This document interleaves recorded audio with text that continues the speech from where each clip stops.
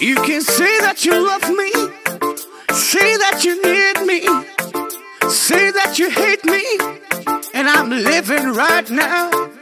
You told me you want me, you told me you need me, you told me you love me, but I'm living right now. Say that you love me, say that you need me, say that you hate me. You know I can't stand it, you're running around, you know better, daddy. I can't stand it cause you put me down. Ooh, I put a spell on you.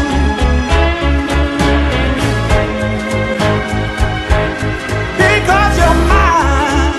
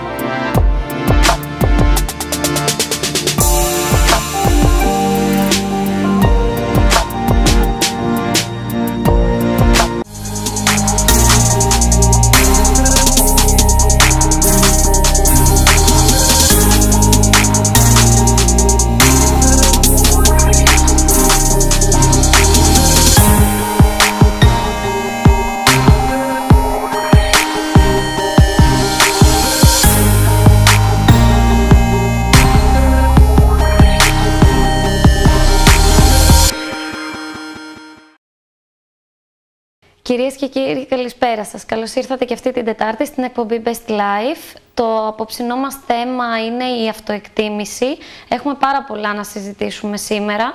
Ο λόγος που το επιλέξαμε είναι επειδή σίγουρα και εσείς σαν γονείς, αλλά και σαν ενήλικες γενικότερα, σαν άτομα, θα έχετε ακούσει πολλές φορές τη λέξη αυτοεκτίμηση. Μπορεί να την έχετε ακούσει είτε σε συζητήσεις, είτε από ειδικούς ψυχολόγους και γενικότερα ειδικούς ψυχικής υγείας.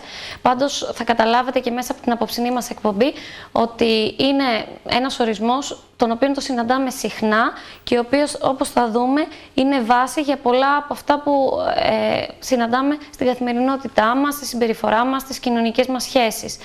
Δεν θα μακρηγορήσω, δεν θα κάνω μεγάλη εισαγωγή, θα περάσω αμέσως να καλησπερίσω την απόψινή μας καλεσμένη. Είναι η Αντωνία Ποθουλάκη, φιλόλογος, υποψήφια καθηγήτρια φιλοσοφίας στο Καποδιστριακό και διεθνής φιλοσοφικός σύμβουλος στον τομέα της ψυχικής υγείας. Αντωνία, καλησπέρα. Καλησπέρα. Ευχαριστώ πολύ για το κάλεσμά σας. Εμείς ευχαριστούμε που είσαι απόψε μαζί μας και είναι πολύ ωραίο γιατί θα δούμε και μια διαφορετική έτσι λίγο προσέγγιση στο θέμα, περισσότερο από το κομμάτι της φιλοσοφίας. Ναι. Να ξεκινήσουμε με τον ορισμό της αυτοεκτίμησης. Να εξηγήσουμε στον κόσμο ότι ουσιαστικά αυτοεκτίμηση είναι αυτό που λέει η λέξη αν της πάσεις οι δύο έννοιες της, εαυτός και εκτίμηση.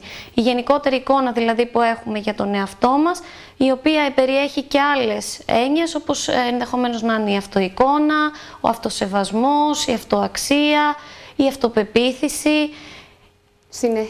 Συνήθως μπερδεύουν την έννοια της αυτοεκτίμησης με την αυτοπεποίθηση και εδώ θα μπορούσαμε να κάνουμε μία παρέμβαση, να πούμε ότι η αυτοπεποίθηση είναι η υποέννοια της αυτοεκτίμησης. Η αυτοεκτίμηση έχει να κάνει με έναν ευρύ ορισμό, περιλαμβάνει δηλαδή μια γενική εικόνα σχετικά με την αξία του εαυτού μας, το κατά πόσο σεβόμαστε, αποδεχόμαστε ή εκτιμούμε. Ενώ η αυτοεκτίμηση, η αυτοπεποίθηση, έχει να κάνει, οικοδομείται καταρχήν πιο άμεσα από την αυτοεκτίμηση, ενώ η αυτοεκτίμηση μπορεί να ξεκινά από τη βρεφική ηλικία, να κτίζεται. Ναι. Και να οικοδομείται, η αυτοπεποίθηση μπορεί να γίνει πιο άμεσα, να είμαστε δηλαδή πιο ικανοί στο να καταφέρουμε ένα στόχο, να θέσουμε ένα στόχο και να το καταφέρουμε, αλλά να έχουμε χαμηλή αυτοεκτίμηση όμως. Ναι. Έχει να κάνει βέβαια και πολύ σε μεγάλο βαθμό με την αυτοαποτελεσματικότητα, δηλαδή πάλι όπως το λέει και η ίδια η λέξη, με την αποτελεσματικότητα, δηλαδή κατά πόσο μπορούμε να είμαστε αποτελεσματικοί σε στόχους τους οποίους θέτουμε και σε έργα τα οποία αναλαμβάνουμε. Δεν θα ήθελα βέβαια να σταθούμε τόσο πολύ στον ορισμό, γιατί φαντάζομαι ότι απλά δεν ενδιαφέρει τόσο πολύ τον κόσμο στην τελική να το διαχωρίσει. Είναι περισσότερο απλά για να δώσουμε να καταλάβουμε ότι είναι λίγο διαφορετικό. Επομένως, όταν το χρησιμοποιούμε, θα μπορούμε πλέον να διαχωρίζουμε τις δύο αυτές έννοιες. Να έχουν απλά στο μυαλό τους ότι η αυτοεκτίμηση είναι ένα σύνολο πεποιθήσεων σε σχέση με το πώς αντιλαμβανόμαστε τον εαυτό μας, τι είμαστε ικανοί να καταφέρουμε, τη σκέψη μας όσον αφορά το σώμα μας, την αυτοαποτελεσματικότητά μας όταν θέτουμε ένα στόχο. Αυτό. Συνήθως την αυτοεικόνα και την αυτοπεποίθηση και την αυτοεκτίμηση τη συνδέουμε πολλές φορές με την εικόνα. Δηλαδή, αν νιώθουμε καλά με τον εαυτό μας, νομίζουμε ότι έχουμε καλή αυτοεκτίμηση, ψηλή αυτοεκτίμηση. Δεν είναι όμως κάτι τέτοιο, είναι πολλά παραπάνω από αυτό και θα δούμε βέβαια και στα σημάδια της χαμηλής αυτοεκτίμησης ότι όταν επιμελούμαστε συνεχώς την εικόνα μας, είναι σημάδι χαμηλής αυτοεκτίμησης. Μπορεί να φτάσει και στα όρια του ναρκισσισμού, που αυτό δηλώνει χαμηλή αυτοεκτίμηση. Ακριβώς. Να ξεκινήσουμε όμως και να τα δούμε αναλυτικά. Έχουμε φτιάξει κάποιες κάρτες για τους τηλεθεατές μας. Σήμερα είναι λίγο παραπάνω οι κάρτες αυτές, γιατί ήταν πολλά περισσότερα αυτά που έχουμε να πούμε και λίγο πιο αναλυτικά τους τα έχουμε φτιάξει για να είναι ακριβώς και έτσι ώστε όταν τα διαβάζουν και τα βλέπουν στις οθόνες τους να προβληματιστούν για το αν υπάρχουν αυτά τα σημάδια τόσο σε αυτούς όσο και στους γύρω τους και να δούμε τι μπορεί να πάει λάθος. Πριν ξεκινήσουμε να το δούμε, να εξηγήσουμε ότι η χαμηλή αυτοεκτίμηση στην ουσία δημιουργείται με βάση τις αντιλήψεις τις δικές μας, τις αντιλήψεις τρίτων και γενικότερα τις ιδέες και τα βιώματα τα οποία έχουμε καθ' όλη τη διάρκεια των χρόνων μας. Αν αυτά είναι αρνητικά, αν δηλαδή οι ιδέες είναι αρνητικές, οι σκέψεις είναι αρνητικές και η κριτική που δεχόμαστε είναι διαρκώς αρνητική, σαφώς, τότε έχει αποτέλεσμα να έχουμε μια χαμηλή αυτοεκτίμηση. Ακόμα θα μπορούσαμε να πούμε και από όταν γεννιέται ένα παιδί, από 0 έως 1, ως ενός έτους, μπορεί να χτιστεί η αυτοεκτίμηση. Από τότε ξεκινάει. Από το πόσο αγάπη, φροντίδα θα δώσουν οι γονείς, περισσότερο η μητέρα. Υπάρχει μια σχέση εξάρτησης ανάμεσα στη μητέρα και το βρέφος. Αν δεν υπάρχει μητέρα, φυσικά οι σημαντικοί άλλοι, οι φροντιστές του παιδιού. Οι οποίοι μπορεί να είναι πολλοί, πατέρας, γιαγιάδες, παππούδες. Όλο αυτό το οικοδόμημα ξεκινάει ουσιαστικά από 12-18 μηνών που το παιδί καταλαβαίνει τον εαυτό του. Εκεί ηλικιακά μπορούμε να πούμε ότι αντιλαμβάνεται ότι ποιος είναι. Ξεκινάει να αποκόβεται συνήθως από τη μητέρα. Αρχίζει να τρώει μόνο του, να ντύνεται μόνο του. Εκεί θέλει μια ενθάρρυνση. Επομένως, σημαντικό να δούμε ότι όλα αυτά που θα αναφερθούμε, σε όλα αυτά που θα αναφερθούμε απόψε, είναι καλό να τα προσέχουμε από πολύ μικρή ηλικία. Θα δούμε και αργότερα τι πρέπει να κάνουν οι γονείς και οι σημαντικοί άλλοι και εμείς που περιβάλλουμε τα παιδιά γενικότερα, είτε αυτά είναι παιδιά μας, είτε ανήψια μας, είτε μαθητές μας, είτε παιδιά που έρχονται στους ιδιωτικούς μας χώρους για συμβουλευτική, για ψυχοθεραπεία. Και να ξεκινήσουμε λοιπόν με την πρώτη μας κάρτα, όπου βλέπουμε τα σημάδια χαμηλής αυτοεκτίμησης. Έχουμε βάλει τα γενικά χαρακτηριστικά, όπου είναι η αυτοκριτική, η διαρκής ή και αδικαιολόγητη αιτιολογία, τα πολλά συγγνώμη, οι ενοχές και η αυτόματη επίρρηψη ατομικής ευθύνης. Αυτά ουσιαστικά θα μπορούσαμε να τα πούμε και με μία λέξη ενοχές. Δηλαδή, όταν ζητάμε πολλές φορές συγγνώμη, είναι επειδή νιώθουμε συχνά ενοχές. Αν δηλαδή δούμε είτε στον εαυτό μας είτε σε κάποιον άλλον ότι με το παραμικρό και χωρίς ουσιαστικό λόγο ζητάμε συγχώρεση, είναι καλό να θορυβηθούμε. Βέβαια, όταν αναλαμβάνει συνέχεια, παίρνει την ευθύνη. Εγώ φταίω. Γίνεται κάτι, μια άσχημη κατάσταση στο σπίτι, εγώ φταίω. Ότι αναλαμβάνει κατευθείαν την ευθύνη και ζητάει, έχει έτσι έναν απολογητικό, ενοχικό χαρακτήρα η συμπεριφορά του παιδιού ή του εφήβου αργότερα. Οι γονείς μπορούν να και του ενήλικα. Και του ενήλικα, βέβαια. Σαφώς και υπάρχει αυτό. Έχει προβλήματα και στις διαπροσωπικές σχέσεις ένας ενήλικας ο οποίος δεν έχει αυτοεκτίμηση, στη δουλειά του, παντού. Ναι, θα το δούμε και θα το δούμε. Στη συμπεριφορά του τώρα, δηλαδή η συμπεριφορά, πώς βλέπουμε, πώς εντοπίζουμε τα σημάδια χαμηλής αυτοεκτίμησης. Έχουμε δυσκολία προς την ικανοποίηση αναγκών. Κρατάμε μια παθητική στάση, δυσκολία στο να ανοιχτούμε, σε τρίτους εννοώ, να εκφράσουμε τα συναισθήματά μας. Αποφυγή προκλήσεων και ευκαιριών, αποφυγή οπτική επαφής με τους συνομιλητές μας, ιδιαίτερα χαμηλός τόνος της φωνής και απόσυρση. Αυτά είναι χαρακτηριστικά τα οποία συναντάμε κυρίως στη συμπεριφορά. Φαντάζομαι ότι οι περισσότεροι θα γνωρίζουν για την αποφυγή του βλέμματος. Γνωρίζουμε. Σίγουρα. Ένα παιδί το οποίο νιώθει ενοχικά, σίγουρα το βλέμμα του θα είναι εστιασμένο κάπου αλλού και όχι στο συνομιλητή. Το ίδιο και σε έναν ενήλικα. Σε έναν έφηβο μπορεί να έχει μέχρι και εκρηκτική συμπεριφορά, μέχρι και θυμό. Ναι. Δηλαδή, ανάλογα την ηλικιακά που ανήκει το άτομο και την ιδιοσυγκρασία του. Αυτό μπορεί να είναι έντονο, μπορεί να είναι πιο ήπιας μορφής. Πάντως ένας γονιός μπορεί κάλλιστα να το αντιληφθεί ή αργότερα στο σχολικό περιβάλλον ένας δάσκαλος ή ένας φροντιστής του παιδιού σαφώς και μπορεί να το καταλάβει ότι κάτι δεν πάει καλά με το συγκεκριμένο παιδί. Ναι.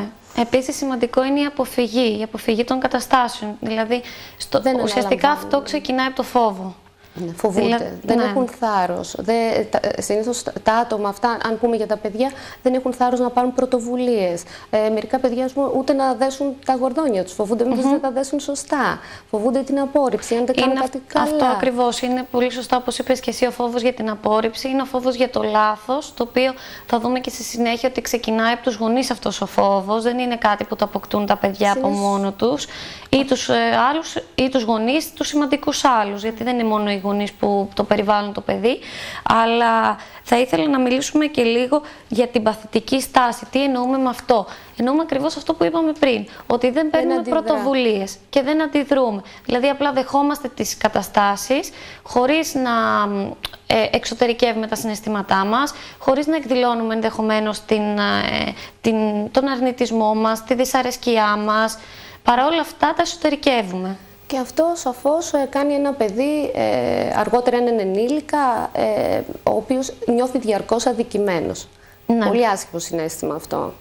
Και τώρα μου δίνεις μια ωραία πάσα να συνεχίσουμε με τα συναισθήματα, όπου εκεί συναντάμε δυστυχία, μελαγχολία, άγχος, ενοχές, ντροπή, απογοήτευση, θυμό και ματέωση.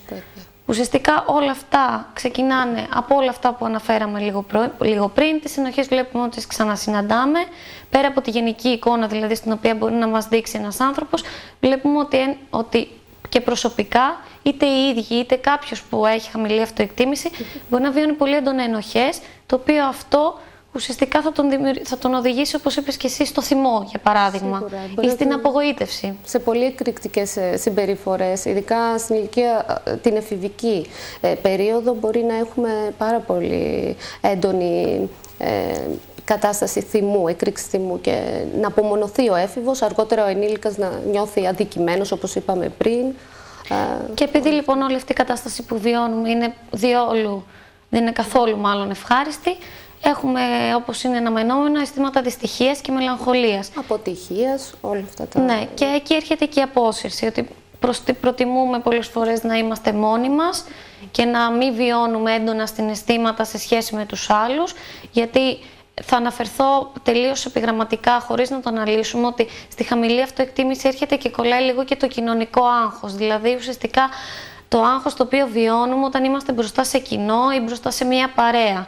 Και αυτό είναι πολύ έντονο στο κομμάτι της απόσυρσης. Άνθρωποι δηλαδή οι οποίοι βιώνουν έντονο άγχος έχουν την τάση να αποσύρονται ή να κρατούν μια παθητική στάση, επειδή ακριβώς δεν μπορούν να εξωτερικεύσουν αυτό που βιώνουν. Συνήθως νιώθουν ότι δεν τους καταλαβαίνουν οι άλλοι, με αποτέλεσμα να απομονώνονται. Έχουν τους δικούς τους προσωπικούς κανόνες από ένα σημείο και μετά, που δεν ταιριάζει με κανέναν άλλον, οπότε δεν μπορούν και να κοινωνικοποιηθούν. Ναι, φυσικά. Τώρα να δούμε στο σώμα μας πώς επιδράει η χαμηλή αυτοεκτίμηση. Πάλι εξαρτάται ηλικιακά. Συνήθως ένας γονέας μπορεί να αντιληφθεί ένα παιδί του όταν έχει υπερφαγία ή όταν έχει ανορεξία. Βουλητική υπερφαγία νομίζω λέγεται... Συναισθηματική υπερφαγία συνήθως ή βουλημικά επεισόδια. Βουλημικά επεισόδια. Μπορεί να το αντιληφθεί όταν τρώει πάρα πολύ ή όταν δεν τρώει καθόλου. Ναι.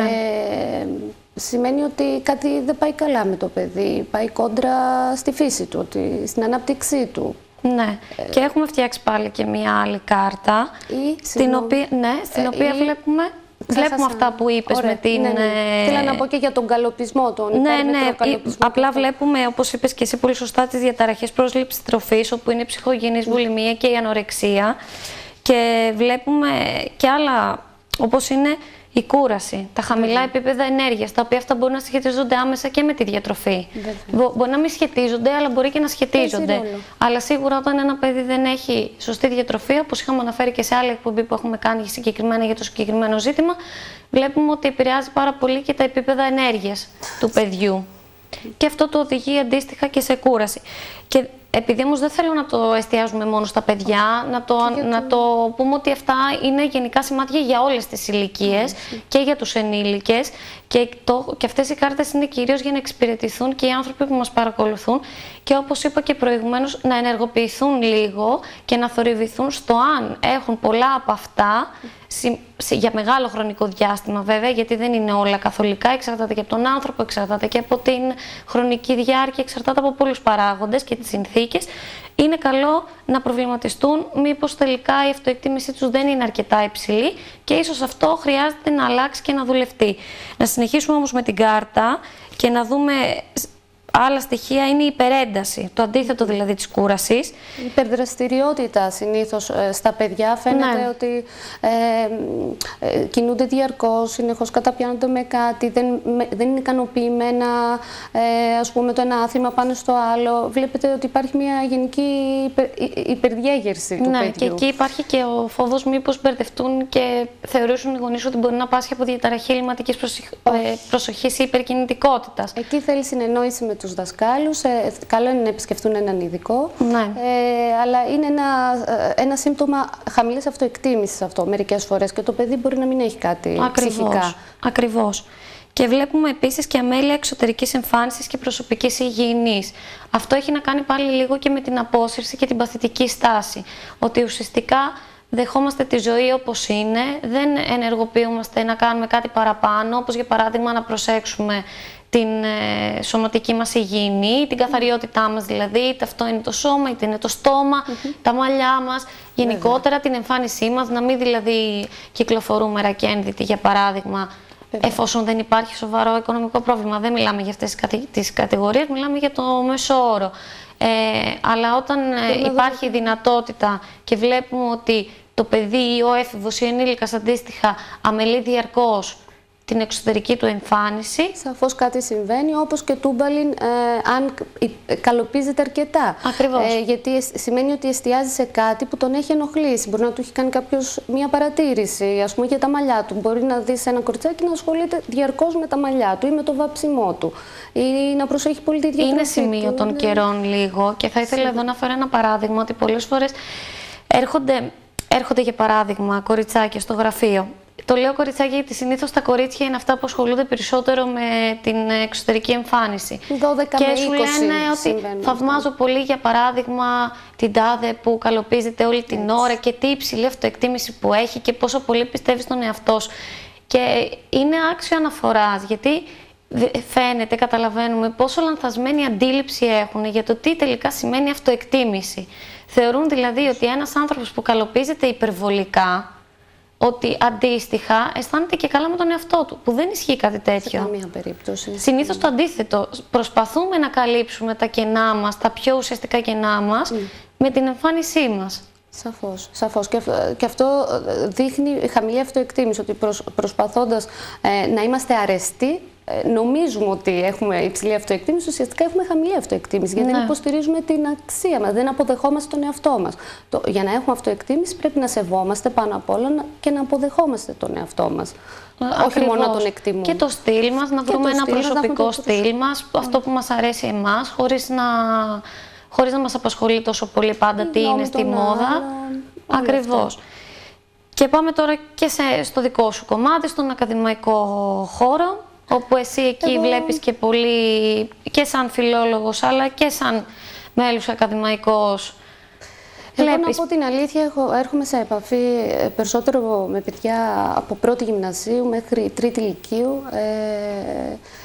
Συνήθως η αίσθηση που μου αφήνει όλη αυτή η κατάσταση όταν βλέπω παιδιά με χαμηλή αυτοεκτίμηση, και δεν είναι λίγα, δυστυχώς, πιστεύω ότι θέλουν μια συμβουλή παραπάνω οι γονείς. Ναι. Χωρίς αυτό να σημαίνει ότι δαιμονοποιώ όχι, αλλά είναι από εκεί τη συμπεριφορά των γονέων. Ναι. Αλλά έτσι, δυστυχώς όπως είναι η κοινωνία μας σήμερα και αναγκάζεται και η μητέρα να δουλέψει, να βγει έξω στην αγορά εργασίας και όλα αυτά, το παιδί μένει πολλές ώρες μόνο του. Οπότε δεν έχει κάποιο αποκούμπη στο σπίτι να πει τα προβλήματά του, οποιοδήποτε προβλήματα, όχι απαραίτητα μπορεί να είναι κάτι σημαντικό, μπορεί να έχει να κάνει με τις φιλίες του. Βλέπω ότι έρχονται παιδιά και μου εμπιστεύονται πράγματα που θα μπορούσαν κάλλιστα να τα συζητήσουν με τη μητέρα τους. Και αυτό είναι το άσχημο λίγο κομμάτι που συμβαίνει τουλάχιστον στη σημερινή εποχή. Ναι. Φυσικά και σαν παιδαγωγός, σαν φιλόλογος, πιστεύω ότι δίνω καλές συμβουλές στα παιδάκια μου και αντίστοιχα αργότερα στους ενήλικες.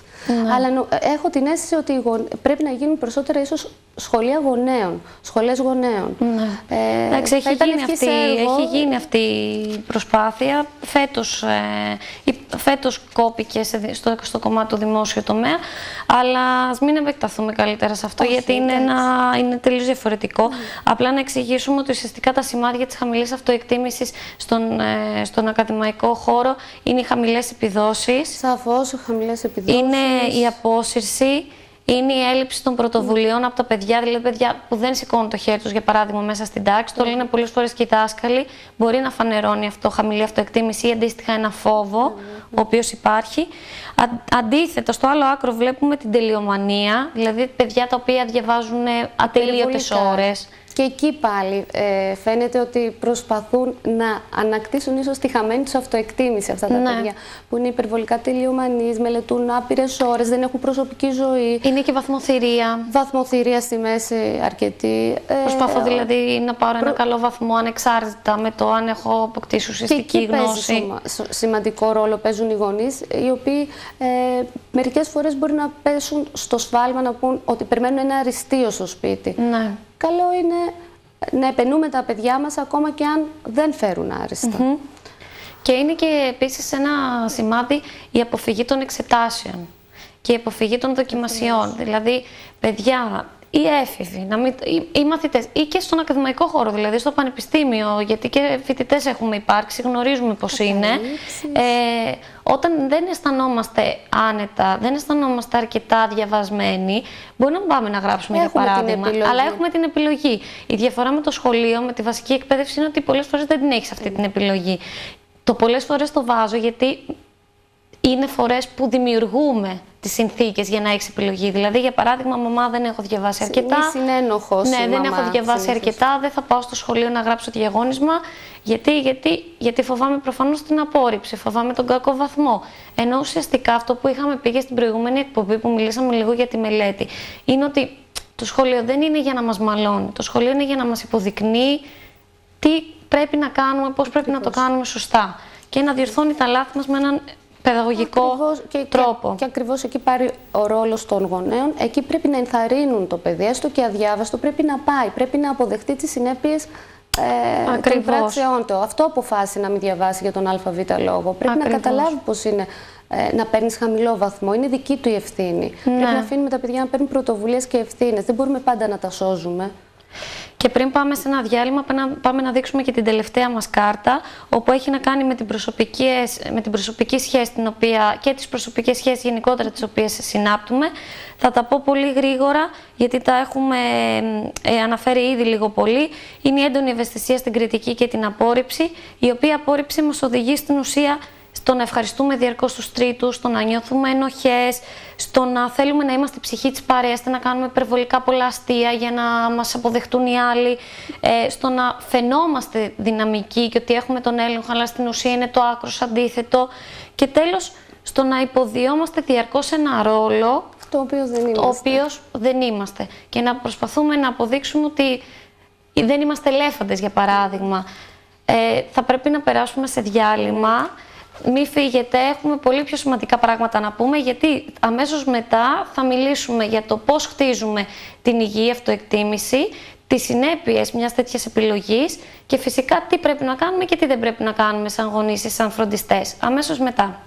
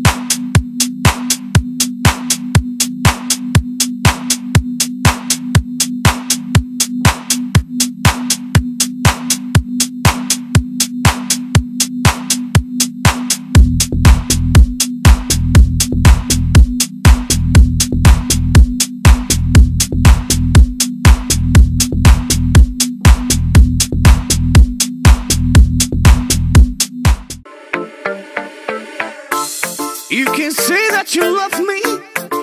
Say that you need me. Say that you hate me. And I'm living right now. You told me you want me. You told me you need me. You told me you love me. But I'm living right now. Say that you love me. Say that you need me. Say that you hate me. You know I can't stand it. You're running around. You know better, Daddy. I can't stand it 'cause you put me down. Ooh, I put a spell on you.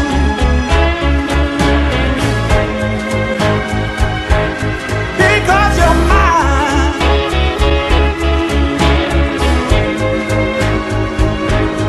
Because you're mine.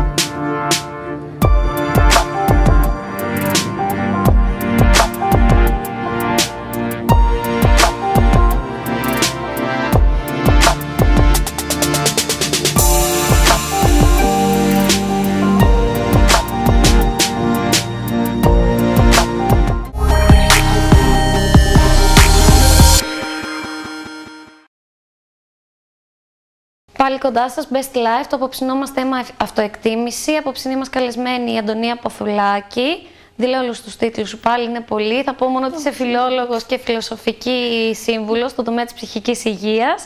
Για αυτούς που τώρα συντονίστηκαν στους δέκτες μας, μιλήσαμε για τα σημάδια της χαμηλής αυτοεκτίμησης. Είναι καλό να το γνωρίζει ο κόσμος που μας παρακολουθεί για να προβληματιστεί, όπως είπαμε και στο πρώτο μέρος της εκπομπής μας. Να ξεκινήσουμε όμως και να περάσουμε στο επόμενο κομμάτι μας, στις συμβουλές, δηλαδή στο συμβουλευτικό κομμάτι, στο πώς χτίζεται η αυτοεκτίμηση ενός παιδιού. Μας είπες και εσύ πολύ σωστά ότι είναι κάτι το οποίο διαρκεί σχεδόν καθ' όλη τη διάρκεια της ζωής μας. Είναι δηλαδή μια εξελικτική πορεία, όπως αντίστοιχα και τα όρια, όπως είχαμε πει. Και ξεκινάει από πάρα πολύ μικρή ηλικία, από βρεφική. Από τη στιγμή που γεννιέται το παιδί μέχρι την ηλικία των 20, έχουμε τη δυνατότητα σαν γονείς, σαν εκπαιδευτικοί, σαν δάσκαλοι, σαν σύμβουλοι ψυχικής υγείας, να οικοδομήσουμε την αυτοεκτίμηση του παιδιού, του εφήβου ή αργότερα ενός ενήλικα. Από εκεί και πέρα βλέπουμε ότι διάφορες παραβατικές συμπεριφορές, κάποιες αποτυχίες ενηλίκων στην επαγγελματική ζωή, παραβατικές συμπεριφορές εννοώ παιδιών και εφήβων, εντοσχολικά ή εξωσχολικά, έχουν να κάνουν, συνδέονται άμεσα με τη χαμηλή αυτοεκτίμηση ως παιδιά που μπορεί να ήρθαν αντιμέτωποι σε οικογενειακό περιβάλλον ή από τους φροντιστές ή από το σχολείο.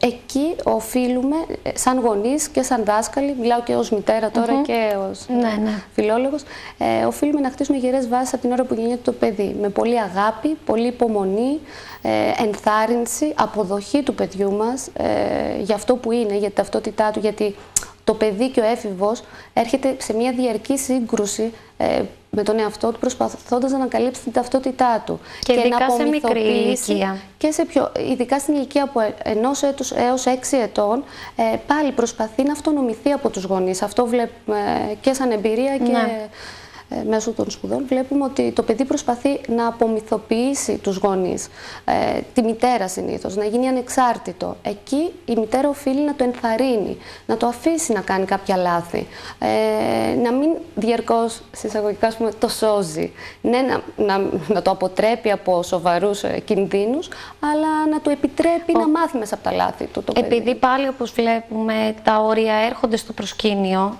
και τα όρια και η αυτοεκτίμηση είναι δύο έννοιες τις οποίες συναντάμε σε ό,τι και αν δουλεύουμε στο κομμάτι της συμβουλευτικής ψυχοθεραπείας ή σε οτιδήποτε έχει να κάνει με ψυχολογικούς παράγοντες. Βλέπουμε λοιπόν ότι όταν οριοθετούμε τα παιδιά μας από μικρή ηλικία και δημιουργούμε γερές βάσεις, αλλά έχει να κάνει, όπως είπες, και με αυτό. Σε κάποια πράγματα είμαστε απόλυτοι, όπως είχαμε πει για παράδειγμα στο κομμάτι της σωματικής ακεραιότητας. Εκεί δεν το θέτουμε εκεί δεν είναι θέμα προς διαπραγμάτευση. Ακριβώς, το προστατεύουμε. Σε οτιδήποτε όμως άλλο φροντίζουμε να σπρώχνουμε το παιδί μας, να το προτρέπουμε να δοκιμάζει νέα πράγματα, γνωρίζοντας το παιδί ότι εάν αποτύχει, η μητέρα θα είναι εκεί για να το φροντίσει. Σε μια μέση οικογένεια, ελληνική τουλάχιστον, γίνεται αυτό. Το παιδί βρίσκει αποκούμπι στην οικογένειά του. Ξέρει ότι θα το βοηθήσει αν κάνει λάθος. Σε μια μέση οικογένεια, μιλάμε νορμάλ. Χωρίς όμως βέβαια να δημιουργείται σχέση εξάρτησης, ότι η μαμά και ο μπαμπάς, για παράδειγμα, θα είναι πάντα εκεί για να με σώζουν. Σαφώς θα δέχεται τις συνέπειες στο παιδί, αλλά οι γονείς οφείλουν να είναι εκεί να το φροντίζουν. Και όπως θα δούμε και αργότερα σε φράσεις που πρέπει να λέμε και που δεν πρέπει να λέμε, το «στα έλεγα εγώ» ή «στο είχα πει εγώ» είναι απαγορευτικές εκφράσεις, γιατί αποτρέπουν το παιδί από το να σηκωθεί, εάν έχει πέσει, να σηκωθεί και να ξαναπροσπαθήσει την επόμενη φορά λίγο καλύτερα και λίγο καλύτερα. Μπορούμε να το πούμε, ας πούμε, στο σχολικό περιβάλλον λίγο διαφορετικά. Να έκανε κάποια παρατήρηση, ας πούμε, η δασκάλα στη μητέρα, να πει: εγώ το ξέρω ότι είσαι σπουδαίος και ότι μπορείς να το κάνεις αυτό, αλλά γιατί δεν ακολουθείς τον κανόνα που έθεσε η κυρία σου? Όχι να του πεις, είδες, τα έλεγα εγώ, δεν είσαι καλός ή κάτι τέτοιο. Δηλαδή να κρίνεις συμπεριφορά, να μην κρίνεις το χαρακτήρα, αλλά τη συμπεριφορά, την αντίδραση του παιδιού είναι καλύτερο σε αυτές τις περιπτώσεις. Ένα ακόμα επίσης που συναντάμε συχνά είναι το τελικά τι πρότυπα είμαστε εμείς για τα παιδιά μας. Σαφώς όλες οι αξίες που θέλουμε εμείς να έχουν τα παιδιά μας πρέπει να είμαστε πρότυπα αξιών. Δηλαδή πάνω απ' όλα να είμαστε ειλικρινείς, να είμαστε ευγενικοί, να αγαπάμε, ας πούμε, τα ζώα, να αγαπάμε τους συνανθρώπους μας. Όλες αυτές τις αξίες που εμείς θέλουμε να έχουν τα παιδιά μας δεν μπορούν να τις έχουν τα παιδιά μας αν οι ίδιοι δεν το κάνουμε με τα λόγια και τις πράξεις μας. Επίσης, ένας γονέας με χαμηλή αυτοεκτίμηση είναι πολύ πιθανόν να δημιουργήσει κάτι αντίστοιχο και στο παιδί του, γιατί όταν εκείνος δεν μπορεί να αναλάβει πρωτοβουλίες, είναι ιδιαίτερα φοβικός. Βλέπουμε ότι επίσης κρατάει κρατάει μια πολύ παθητική στάση, είναι κάπως αναμενόμενο ότι κάτι τέτοιο θα περάσει και στο παιδί. Φυσικά υπάρχουν εκεί εξαιρέσεις όπου γονείς με χαμηλή αυτοεκτίμηση ίσως θέλουν να δουν μέσα από τα παιδιά τους πράγματα τα οποία δεν κατάφεραν οι ίδιοι, αλλά και εκεί ενέχει λίγο ένας κίνδυνος, γιατί πολλές φορές γίνονται υπερβολικοί και προσπαθούν να ολοκληρωθούν μέσα από το παιδί ξεχνώντας ότι είναι δύο ξεχωριστές οντότητες, δύο ξεχωριστές προσωπικότητες. Ωστόσο, το πρότυπο ισχύει ως ένα βαθμό.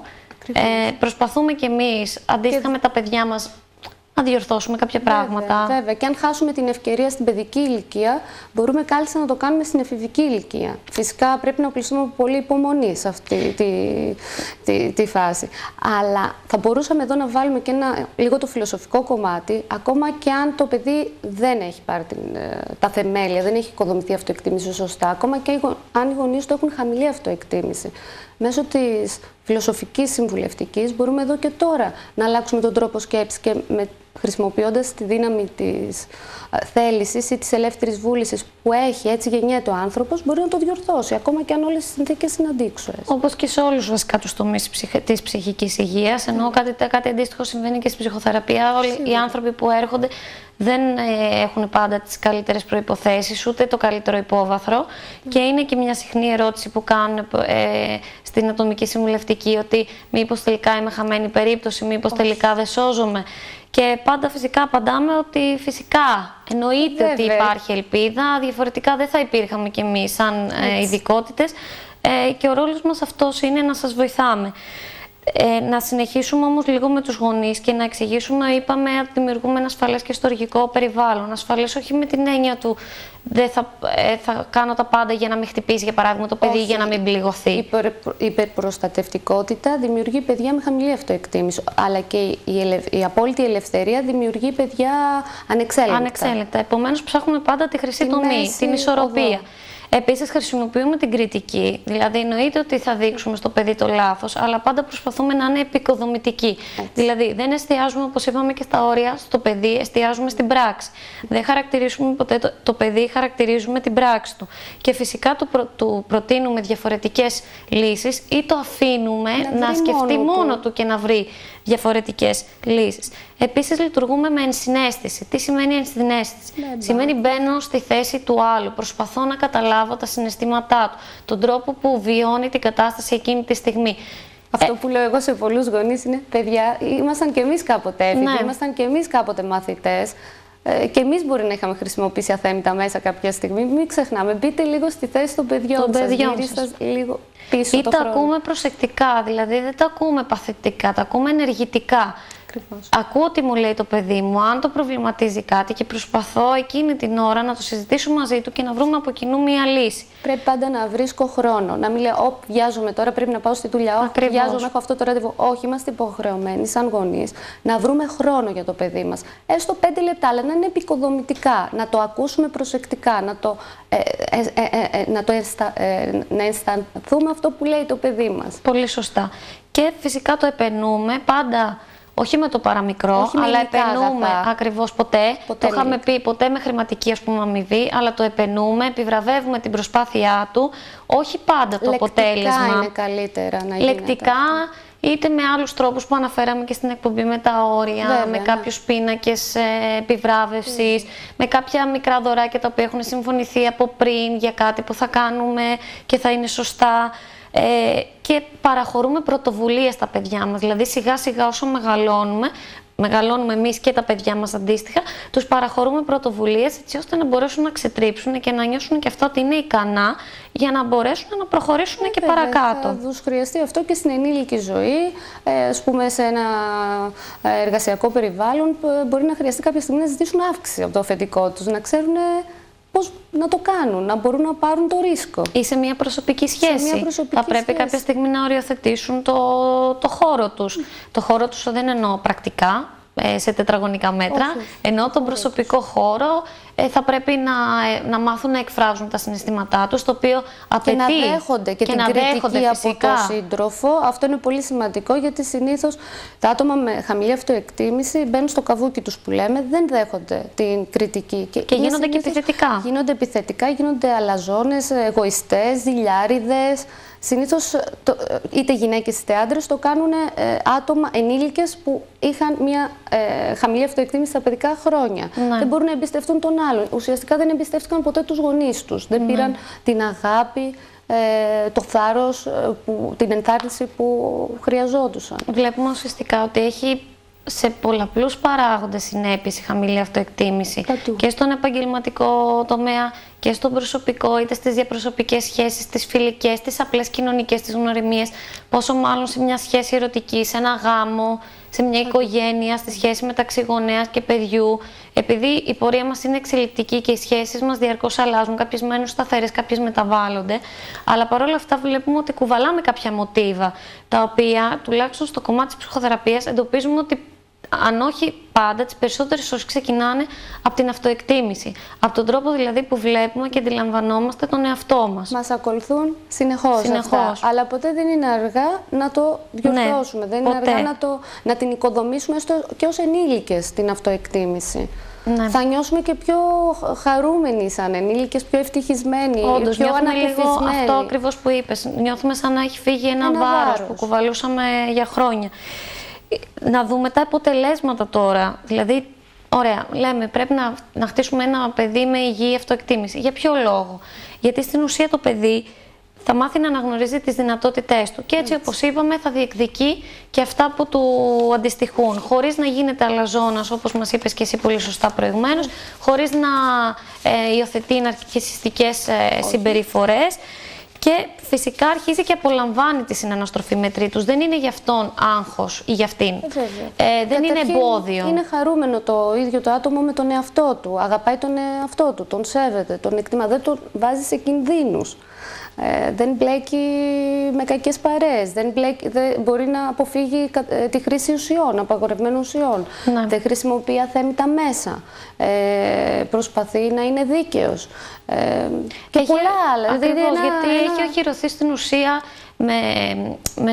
με σωστές βάσεις για να μπορέσει να αντιμετωπίσει τις δυσκολίες, όχι με αθέμητα μέσα, όπως μας είπες και εσύ, αλλά με τρόπους οι οποίοι είναι λειτουργικοί και οι οποίοι θα βοηθήσουν τόσο τον ίδιο όσο και το άλλο μέρος της σχέσης. Απλά να ξέρουμε ότι η αυτοεκτίμηση έχει να κάνει με τις αξίες μας. Ξεκινάει από την αίσθηση της αξίας που έχω εγώ ως άνθρωπος, τι αξίζω εγώ, τι πιστεύω ότι είμαι, ποιος νομίζω ότι είμαι, με την γενική εικόνα που είπαμε, και φτάνει μέχρι το σημείο τι αξίες μπορεί να μεταλαμπαδεύσω σε έναν άλλον άνθρωπο. Ναι. Γι' αυτό που είπες πριν για τη χαμηλή αυτοεκτίμηση στους γονείς, κάνει παιδιά ίσως με χαμηλή αυτοεκτίμηση. Ναι. Και αντίστοιχα ενήλικες με χαμηλή αυτοεκτίμηση. Και τέλος, τα παιδιά αυτά είναι και πιο αισιόδοξα. Σίγουρα. Έχουν μεγαλύτερη όρεξη για το μέλλον, είναι πιο ενεργητικά, ίσως γιατί γνωρίζουν ότι δεν έχουν να φοβηθούν ούτε τις αποτυχίες, ούτε τα λάθη. Συνήθως τα παιδιά αυτά έχουν όραμα, θέτουν στόχους, γνωρίζουν πολύ καλά ποια είναι, πού πάνε, από πού έρχονται,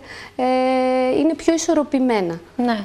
Νομίζω ότι οφείλεται κυρίως αυτό που είπα, στο ότι δεν φοβούνται την αποτυχία. Δεν φοβούνται την αποτυχία και ξέρουν ότι και η αποτυχία είναι μέσα στο πρόγραμμα. Ναι. Και αυτό έχει πάρα πολύ να κάνει με τους γονείς. Γι' αυτό τώρα να περάσουμε στην κάρτα που έχουμε φτιάξει στο τι δεν πρέπει να λέμε, που εκεί θα δούμε πολύ έντονα το κομμάτι του λάθους, το πώς διαχειρίζονται δηλαδή οι γονείς ή οι φροντιστές ή οι σημαντικοί άλλοι, το κομμάτι του λάθους. Για παράδειγμα, βλέπουμε στις οθόνες μας τώρα τι δεν πρέπει να λέμε. Κοίτα τι έκανες. Όταν κάνουμε ένα λάθος, το παιδί, κοίτα τι έκανες. Δεν το λέμε αυτό. Γιατί το δημιουργούμε το αίσθημα της ενοχής. Ότι εκείνη την ώρα το παιδί θα σκεφτεί ενδεχομένως έκανα κάτι ανεπανόρθωτο, κάτι που δεν μπορεί να διορθωθεί. Και έτσι κάτι μη αναστρέψιμο. Θα μπει στο καβούκι του πάλι, δεν θα ξαναπάρει το ρίσκο, δεν θα επιχειρήσει ξανά να κάνει κάτι άλλο. Σωστά. Θα μπορούσαμε να του πούμε είσαι σπουδαίος, ίσως την επόμενη φορά να τα καταφέρεις καλύτερα. Μια εναλλακτική προσέγγιση, μια εναλλακτική συμβουλή.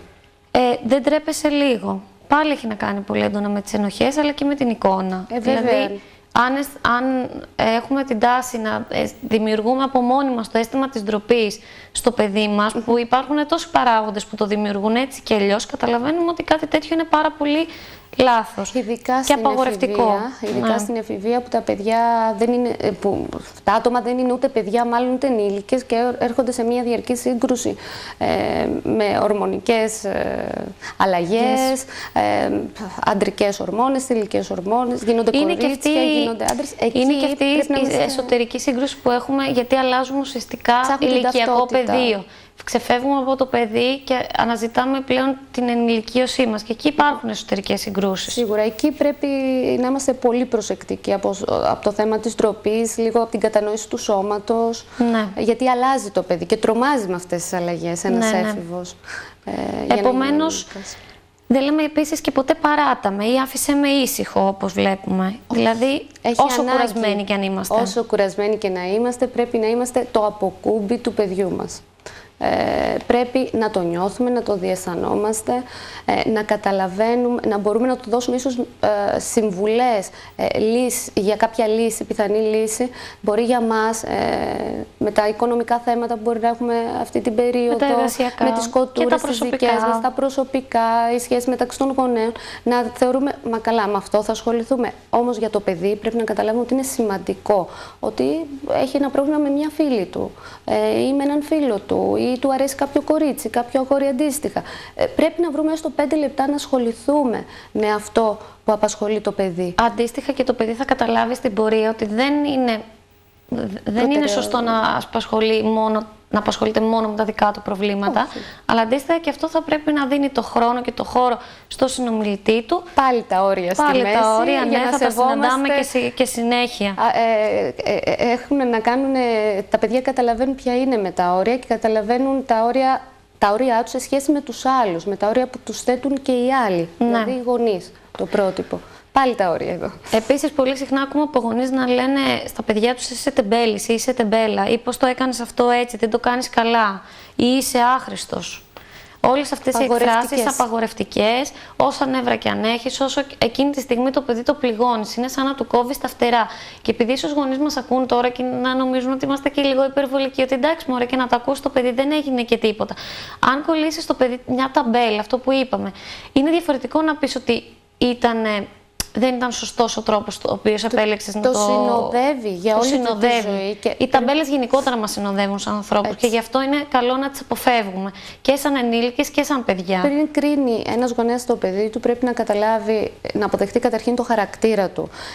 Μπορούμε να κάνουμε προεκτάσεις και σε σχέση με την ομοφυλοφιλία, πρέπει να αποδεχτούμε την ταυτότητα του παιδιού μας, αν είναι κοντό, αν είναι άσχημο, αν είναι όμορφο και να το κρίνουμε με βάση την αποδοχή που έχουμε εμείς για τον άνθρωπο που έχουμε απέναντι μας. Έτσι, ώστε να μπορέσει να αποδεχτεί και το ίδιο. Βέβαια, δεν είναι κακό του. να το κρίνουμε, απλά όχι να το επικρίνουμε. Ναι. Σε σημείο που το παιδί να νιώσει άσχημα. Και να χρησιμοποιούμε τέτοιους βαρύς χαρακτηρισμούς. Τι είναι απαγορευτική για όπως επίσης απαγορευτικό είναι, βλέπουμε στην κάρτα μας, ότι εκφράσεις τύπου θα με πεθάνεις, τίποτα δεν πήρες από μένα, δεν θα καταφέρεις τίποτα στη ζωή σου. Αυτό το λένε πολλές φορές και εκπαιδευτικοί, μου έχει συμβεί και προσωπικά. Και η αλήθεια είναι ότι σε στιγματίζει κάτι τέτοιο, ακόμα και να ξέρεις ότι δεν ισχύει. Σε στιγματίζει όταν ακούς κάτι τέτοιο, ειδικά από έναν άνθρωπο ο οποίος αποτελεί πρότυπο για σένα, είτε αυτό είναι γονέας. Και σε κρίνει με τη βαθμολογία. Μετά το παιδί λέει τώρα, δηλαδή μου έβαλε χαμηλό βαθμό γιατί πραγματικά δεν αξίζω. Μου έβαλε χαμηλό βαθμό γιατί δεν με συμπαθεί. Μπαίνει σε διάφορες σκέψεις. Μπαίνει σε διάφορες σκέψεις και αυτό το παιδί εκεί πληγώνεται. Άλλα παιδιά μπορούν να αντιδράσουν και να γίνουν πιο μελετηρά, ας πούμε, ή να προσπαθήσουν περισσότερα. Σαν άλλα λειτουργεί και έτσι. Συνήθως όμως πληγώνονται και αν το κάνουν θα είναι αντιδραστικό και δεν θα έχει το αποτέλεσμα και την ουσία. Επειδή πιέζουν τον εαυτό τους δηλαδή. Και μας πιέζει ο χρόνος, όπως πάντα. Γι' αυτό πρέπει λίγο να κλείσουμε κάπως, να αναφερθούμε ότι όλα αυτά που είπαμε σήμερα είναι σημαδάκια. Είναι πάρα πολλά πράγματα αυτά που θα μπορούσαμε να πούμε πάνω στο θέμα της αυτοεκτίμησης, γιατί εξηγήσαμε ότι είναι ένα θέμα το οποίο δουλεύουμε πάρα πολύ. Και όταν λοιπόν βλέπουμε ότι αυτά τα προβλήματα επιμένουν και είναι πολύ έντονα, είναι καλό να ζητάμε βοήθεια. Έχουμε πει και σε προηγούμενες εκπομπές, το έχουν πει και καλεσμένοι μας, ότι οι άνθρωποι αισθάνονται συχνά ότι το να ζητήσουν βοήθεια είναι αδυναμία. Εγώ αντίθετα θα ήθελα να επισημάνω και με τη σειρά μου ότι το να ζητήσεις βοήθεια δείχνει ακριβώς ότι έχεις αυτοεκτίμηση. Δηλαδή ότι αγαπάς αρκετά τον εαυτό σου και τον σέβεσαι έτσι ώστε να τον φροντίσεις, και εφόσον δεν μπορείς να τα καταφέρεις μόνος σου ή με τους σημαντικούς άλλους τους οποίους έχεις στο περιβάλλον σου, είτε γιατί δεν είναι σωστή συγκυρία, είτε γιατί επασχολούνται με άλλα πράγματα. Δεν είναι πάντα δηλαδή κακά τα κίνητρα που μας οδηγούν στην παραμέληση. Αλλά ωστόσο συμβαίνει. Καλό είναι λοιπόν τόσο οι γονείς, όταν βλέπουν ότι το παιδί τους απασχολεί τόσο έντονα όλα αυτά που συζητήσαμε, είναι καλό να ζητάνε βοήθεια. Από οποιονδήποτε ειδικό ψυχικής υγείας. Είτε αυτό λέγεται συμβουλευτική, είτε λέγεται ψυχοθεραπεία, είτε λέγεται ψυχανάλυση, οτιδήποτε.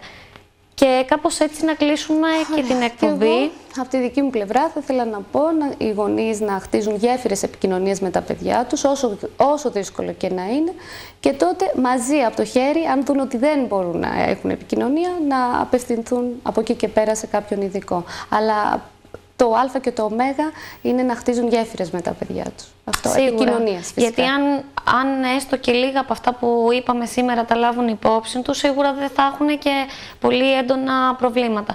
Ωστόσο, καλό είναι όλα αυτά να ακούγονται, γι' αυτό γίνονται και αυτές οι εκπομπές, για λόγους πρόληψης κυρίως και ενημέρωσης και αντιμετώπισης σε ένα πολύ μικρό βαθμό.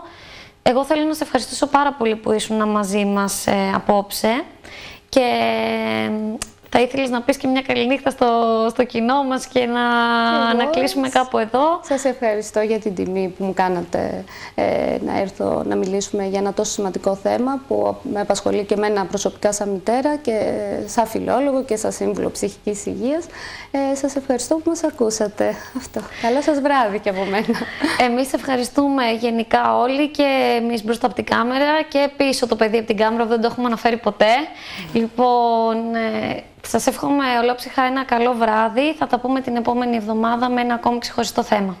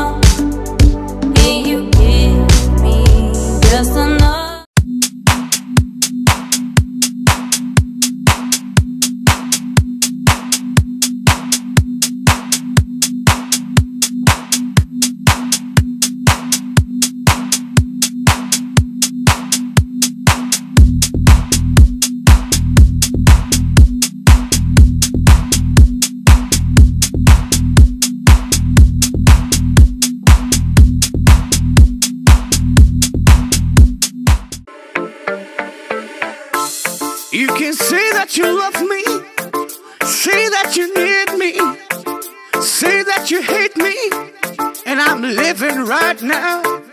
You told me you want me, you told me you need me, you told me you love me.